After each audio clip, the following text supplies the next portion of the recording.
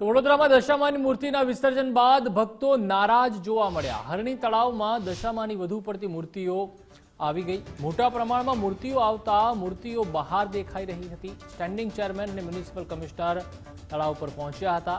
વીએમસીએ ટ્રેક્ટરો દ્વારા મૂર્તિઓ અન્ય સ્થળે શિફ્ટ કરી। આટલા નાના તળાવમાં લગભગ 6.5 થી 7 જેટલી મૂર્તિઓનું વિસર્જન કરવામાં આવ્યું છે। ટૂંકા સમયમાં વધારે મૂર્તિઓનું વિસર્જન નાના તળાવમાં કરવામાં આવ્યું છે, એટલે મૂર્તિઓ જે ડૂબવી જોઈએ એના બદલે થોડી ફ્લોટિંગ છે। તંત્ર દ્વારા તમામ મૂર્તિઓને અહીંયાથી ખસેડી યુદ્ધના ધોરણે કામગીરી કરી આજ સાંજ સુધીમાં કામગીરી પૂરી થાય એવો પ્રયત્ન કરવામાં આવી રહ્યો છે। અને નેક્સ્ટ ટાઈમથી આ વખતના અનુભવથી અમે શીખ્યા છે કે નેક્સ્ટ ટાઈમથી કદાચ ફેબ્રિકેટેડ જે ટેન્કો આવતી હોય એ અલગ અલગ વોર્ડમાં મૂકવામાં આવશે। કાલે દશામાના વિસર્જનનો પ્રસંગ હતો। રાત્રે 12 વાગ્યા પછી વિપુલ પ્રમાણમાં અહીંયા મૂર્તિ આવી।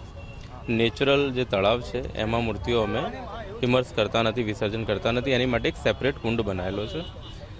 ધાર્યા કરતા પ્રમાણમાં ખૂબ વધારે પ્રમાણમાં મૂર્તિઓ આવી અને એના કારણે થઈને થોડીક મૂર્તિઓ બહાર ફ્લોટ થઈને આવી છે।